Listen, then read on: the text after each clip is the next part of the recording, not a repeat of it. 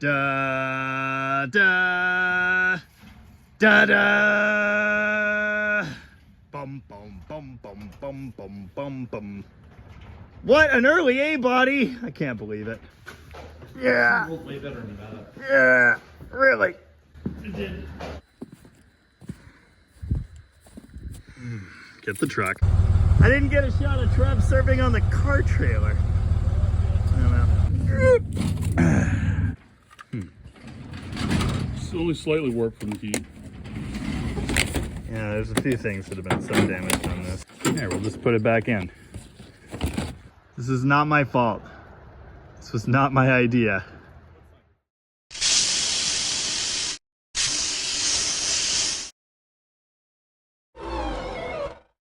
Listen, we've been doing a lot of early A bodies. Now don't get me wrong, I really like these things.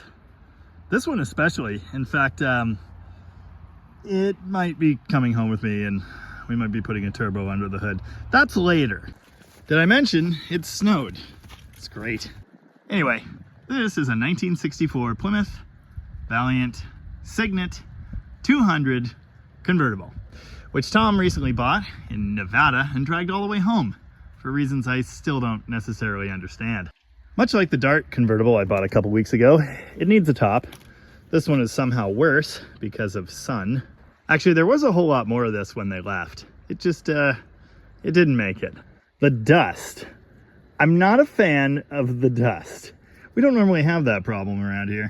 This is kind of helpful for reference to see what the interior stuff's supposed to look like. That's all taken apart on my car and I need to figure it out soon. This does appear to be original black interior, which is neat. It's kind of rough, but it's neat. Apparently it was sitting with a tarp on it and a lot of the bits of that are left behind, so that's cool. It's got bucket seats and they're black, but they've been reupholstered so the covers are totally wrong. Wow, all the convertible top trim and buttons are even in place. That's all taken apart on my Dart too. At first blush, this looks like a pretty decent car. Until you notice all the cracks in the Bondo, because this thing was already unrusted like decades ago. Yeah, she's a little punky. It's kind of funny, you know, that this would be a 64. We've had every other year Valiant on the channel recently. Well, 63 to 7 anyway. We still don't have an early car. Tom says I'm going to be jealous this summer when he's cruising around in this thing with the top down. I don't think so. But it's kind of cool. What's up with all the pink stuff? Wow, a slant 6. Seriously, I think I've made this video like 5 times already. So many of these things have the slant 6 under the hood and they never really put up a fight. But I have to get this thing running and I'm going to take you along. Seriously, look at the dust. It's incredible. There's a lot of weird stuff under the hood of this thing. 225 slant 6. The official engine of we'll be doing donuts in the snow in like 15 minutes. Yeah, sure. And soil. Oh, come on. Overflow tank. Ridiculous. Okay. This is seriously disgusting. Anyway, as I was alluding to a minute ago, this thing has lived some interesting lives.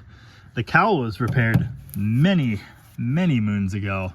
Look at the rivets holding this outside cowl panel on. This outer cowl panel is a very common rust spot on the early A body. Well, it is nice we have all these pieces of convertible top. We can put it back together like a puzzle. I really like this dashboard. It's kind of disgusting though. 64 dash. Weird heater controls. Kind of neat. I really like the crosshairs and that needle design. Very fancy. Apparently this wheel is out of like a 73 Duster. It's wrapped in electrical tape for some reason. I don't know what this is, but I love it. That must launch the rockets. Being a 64, this still has the push button automatic.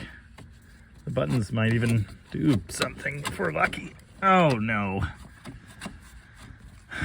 More on that in a bit, I guess. Rather inconveniently, this thing didn't come with keys.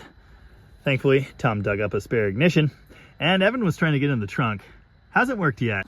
Because it's a convertible, we can kind of just see in there though. There's some spare wheels, some tire irons. Never know when you need some tire irons.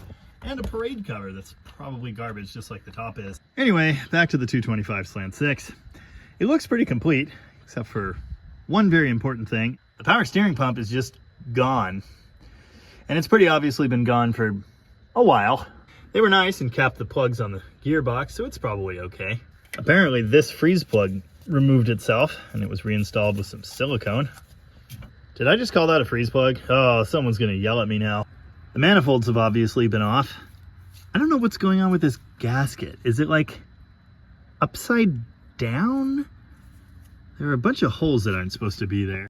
The valve cover's black for some reason. The breather's red for some reason. It does have a commando air cleaner, which is really cool. It's missing the pie tin, but that's still a neat piece. Slant 6. I was asked by a commenter recently why I didn't pre-lubricate the cylinders in an engine I was reviving. They alleged it must have been a throwaway or I would have treated it with care. I have revived so many engines, and I never do that. I've torn down engines that I've revived. I've never had any scrapes or obvious damage. It's pretty much just not necessary at all. If you've got an engine with rings that are like rusted solid, that's a different story. Thing is, by the time it gets to that point, some oil in the cylinders probably isn't going to help you all that much. Wrong transmission dipstick. Oh no, right transmission dipstick, just missing pieces. Wow. Okay, well, it's going to fire up and go right into gear. That's the good news. I don't understand how anything gets this spongy. It's just gross. You think this EverStart still has a warranty? Wow, the cables are actually tight.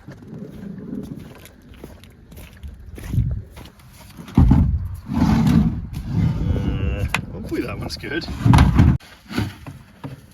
Sure. What's the toolbox? Why is the relay covered in a bunch of coats of paint?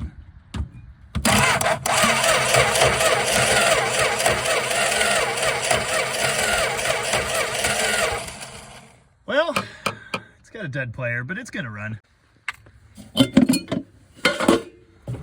Great. The throttle was like half seized in the 1920, but it's fixed now. Same here. That's not good. It'll close eventually though.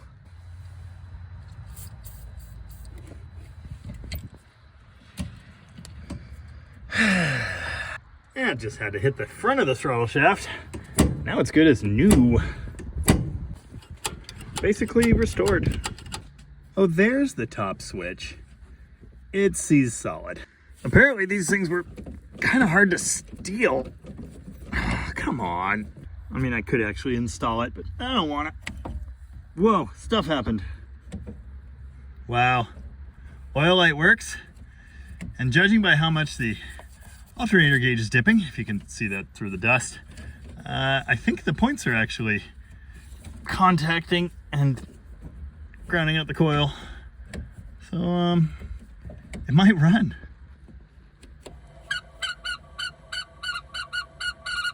I'm not jealous yet. Ah! Ah!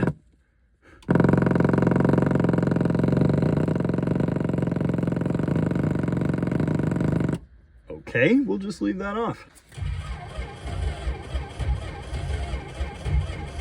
Yeah. Here's freaking magic. Oh, wait, hold on.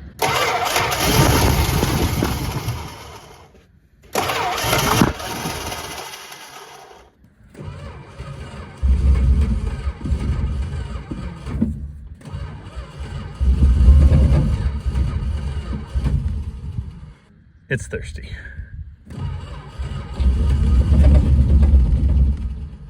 It ran! I can't believe it. I am beside myself with surprise. One good thing about this Holly, I think it was like rebuilt. It's really, really clean. And the coating on the other parts is like brand new. So we'll see. It might run, it probably won't idle. They never do. I was asked in another comment recently why I hate the 1920 so much, and that's why. We're gonna rig up a temporary fuel system because it's just what we do. And I'm thinking we probably can't run it through this. Rubber hose shouldn't make those sounds.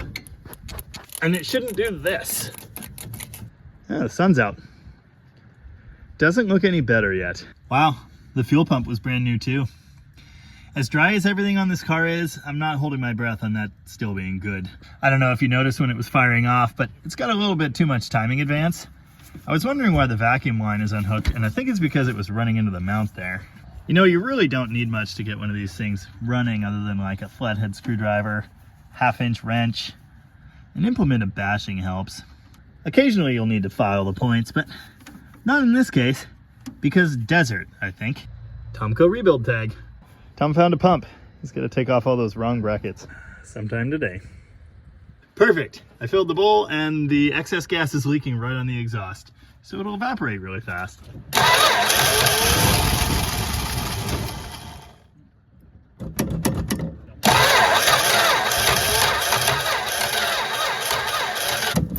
The pump doesn't work? I am shocked.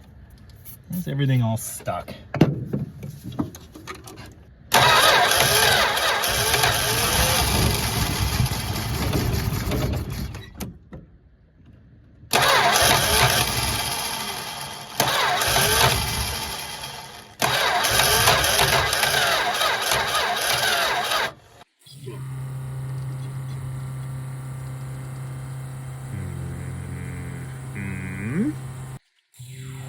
Well, the good news is the carb's clean now.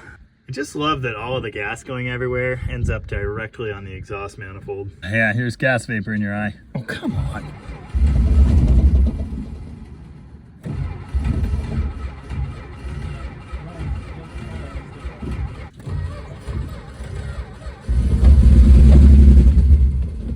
It won't pull fuel through any circuit of this carburetor. There's definitely a non-zero chance here that the inside of all the carb circuits look like the outside of it did. Pipe tape on the threads of a flare fitting. Pointless. You know, getting a car running in the snow seemed really fun, but my feet are just wet and cold. One kind of good thing about the 1920 is the externally accessible needle and seat, which does appear to be sticky. I cleaned the needle and seat, and it's every bit as bad as when I started. Expert level gasket retention technique.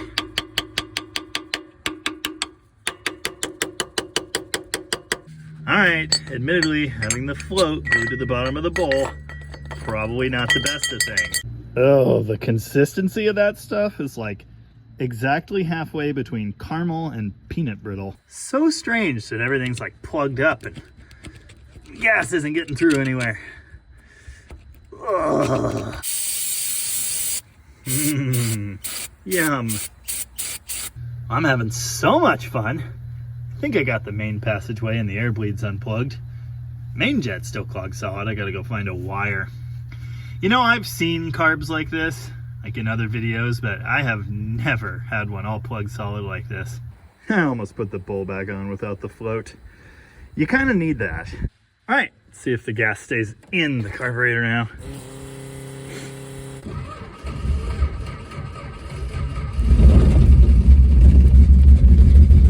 Yes, there we go.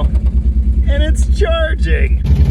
Yeah, really nice exhaust system. I'm gonna call that 5 at best, but I think I can hear why.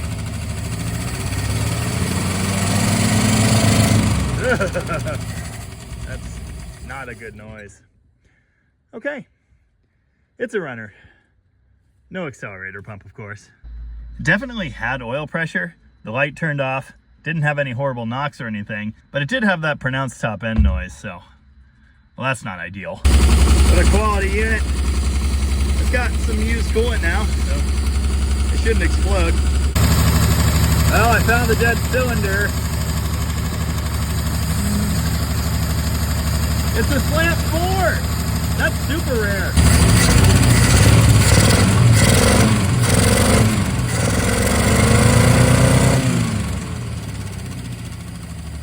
Gross. But will it idle? No. All the dust is burning off.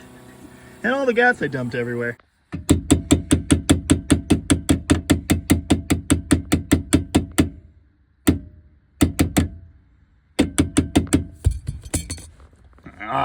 If you've watched the show before, you know we need this. It goes to like here, it just stops. Yeah. Is it the cylinders or is it? I don't know.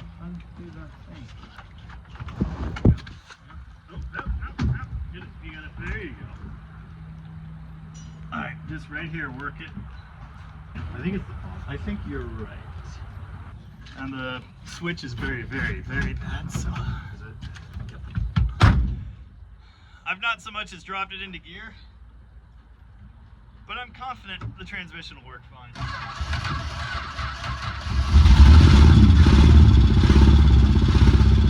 They just always do. Well, I wasn't wrong. Now are we running out of gas? Or no accelerator pump? Battery. Well, there is no accelerator pump. Aw.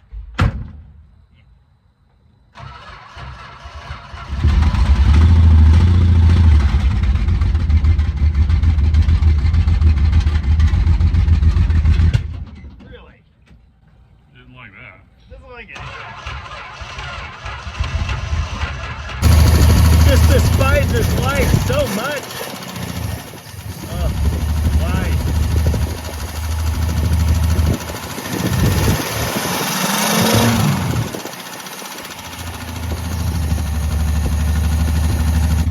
What was that you said about the brakes? Weird. This thing runs horrible. It's horrible. Oh! Horsepower. You know, it's a bit of a smoker.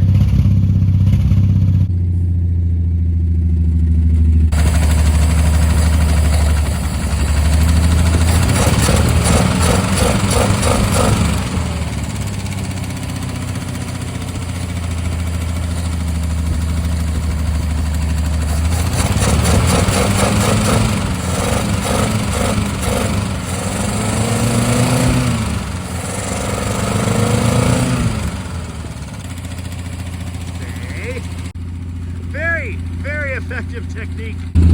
No, Mr. Bond, I expect you to die. It's not getting any better.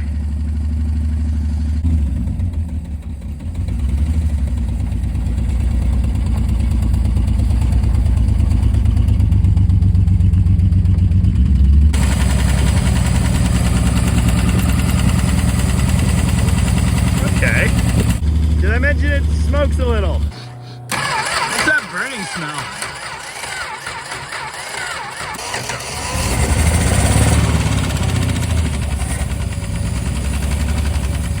Yeah, so that's pretty much my experience with 1920s. Once the choke opens, they just don't idle at all anymore. Power steering's extra and so are brakes. Why would you do that? My apologies to Mother Nature.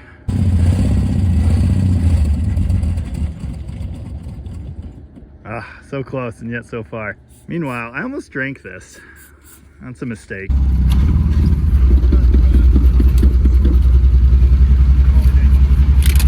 Oh, this is bad.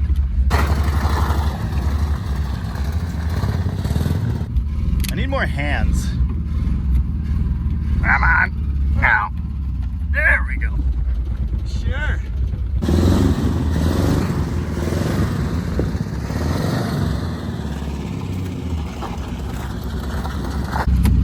Coming in hot and smoky. It's terrible. I'm gonna try not to hit anything expensive though. It just idles now. It's fixed. Well, the burning air cleaner gasket on the exhaust is one of the exciting smells here. I'm gonna remove the valve cover and see what there is to see. I'm not expecting great news or anything really fixable. But I do have to say, there wasn't that much blow-by coming out of this thing, so I don't know. I don't think it's totally blown up. Meanwhile, we're gonna try and have brakes the Dead Dodge Garage way, which is just filling the master cylinder and then pumping the pedal 1,000 times. I only just noticed this. It's some deep filler. Yep. Uh-huh.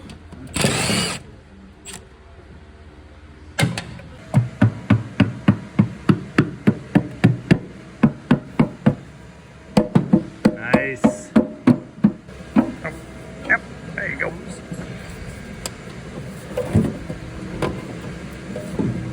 Ugh, gross. I don't know. looks pretty good in here. Push rods that You know, are laying in that one also not so good. Come on out, little fella. Yeah, it's yeah. not ideal. Well, it's quite a bit later. My phone died. Anyway, I got some crappy push rods, so we're gonna put them in and see what happens, I guess. Oh, much better. Meanwhile, up here, weirder. First off, this head has been changed. It's like a 68 or something. We already saw the 2 curly-cued push rods. The lifter for the intake 1 push rod that was bent, it's popped out of the hole, and I'm trying to fish it back in the hole right now, which is not working, so I'm gonna have to do some more disassembly. But I also happen to notice that this one's also S-shaped, and it's jammed against the head, so I guess it was running on 3. I haven't got into the trunk and found evidence. And a horribly shrunken parade cover, which is definitely never going back on the car. It was a nice idea, though. Oh yeah, anyway, more fun stuff happening here. For some reason, someone made some shims out of like chunks of springy wire. I don't even know. But the spacers are mixed up. Pretty sure the bigger one's supposed to be in the middle here, which is why both of these rockers are off center. That was one of our good cylinders. Yeah, there's a good one. So many special smells. All right, this is interesting. All 3 of these bent ones are intake push rods. Note, one of them is new. These 2 here that are not bent, also new. Only on the intake side. That's weird. Unfortunately, this lifter on intake 1 popped out of the hole and it won't go back in. So I'm throwing in the towel. Yeah, I don't know. Something's rotten in Denmark. I think I made Tom sad. I don't know how this is gonna work out, but pointing out flaws is... it's made of flaws. Tune in the future when we do burnouts or whatever. Probably not in the snow, unfortunately. Well, Evan got the lifter, and that's the good news. We'll check back in on this misery later. Yeah, so I totally ran out of time to finish this one, but if you want to see the thrilling conclusion where it like drives, and Tom's crazy trip to go get it from California, go over to Rocket Restorations and check this video out. Anyway, thanks for watching. And remember, life is short. Stop to pet the puppy. Yeah, good Charlie.